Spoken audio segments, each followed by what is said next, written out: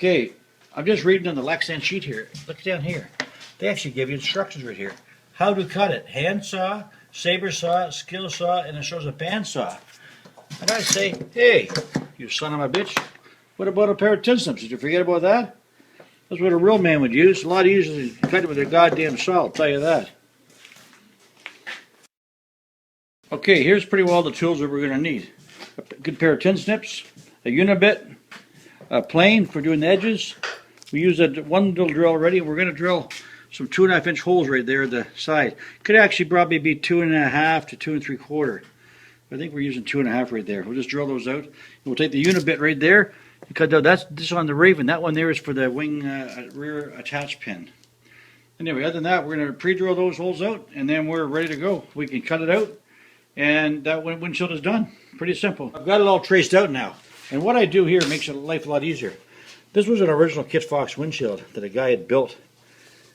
And you see that there. It's kind of a hacked up job there. So what I do is I just put that on my boat like that.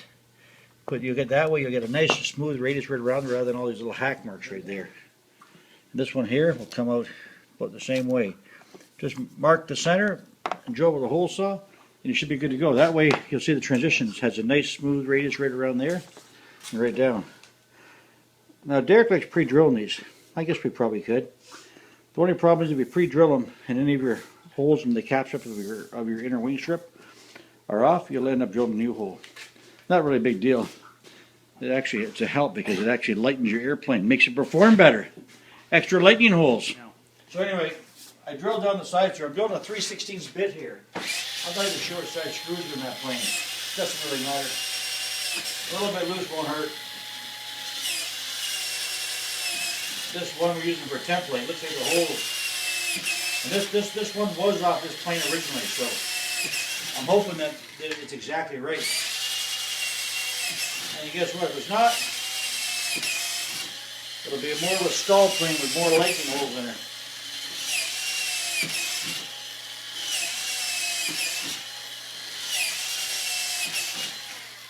it. And there, next one. I can get one of them. There. Now I gotta put a board underneath there. I got a board somewhere. Where'd it go? Right there.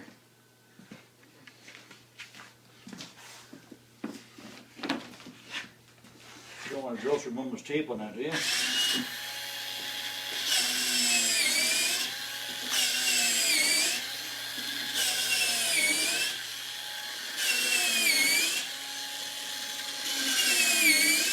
Okay, that's about it for there. Now I wouldn't take. We'll drill those ones there next from the hole saw.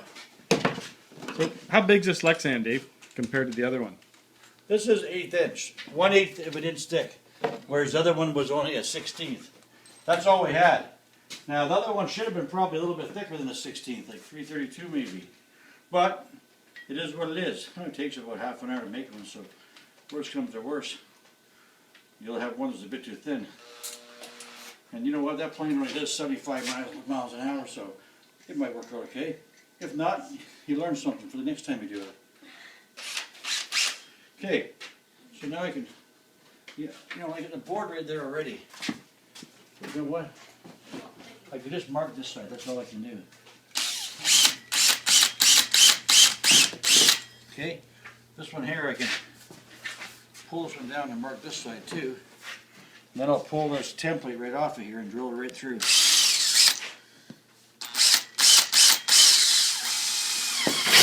There.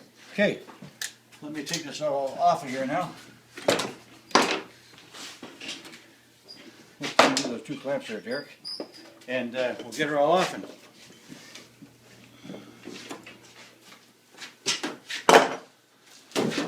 take this old dilapidated windshield off. You know what that windshield relates to? A ton of fun. Okay, so I can probably pull this one right down here. There we go.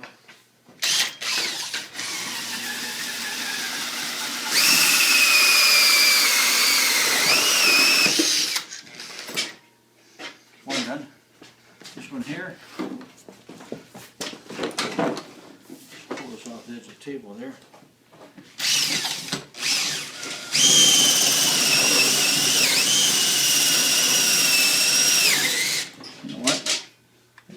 stuck in there. It's not going to cut all the way through. Well, we'll try it anyway. Give her shit. Okay, that's all there is to doing a windshield so far. Now we're just going to cut it with some snips. Be all set. Before I cut with the snips, I got to stop for another. Okay, I got this one here pretty well trimmed up with 10 snips and a nice little hand plane. Now, I'm just taking sandpaper. This is just a little piece of 220. And just raised in the corners nicely here. Now, what you got to be careful of is if you wrap the sandpaper around like that, you'd be a real idiot because this stuff's softer than shit. And you know what? You'd end up with scratches all the way around that. But if you just keep it straight up and down like that, just a little bit to take the edge off of that, because you want to have a nice smooth transition through there. Because remember, this is where that huge bend I showed you in the other windshield is going to go. That's going to come down, and that's going to be bowed like this. And there's going to be a compound curve. It's going to go down around like that as well, like that. And then you're going to pull these ones way around like that. So there's a lot of force on there.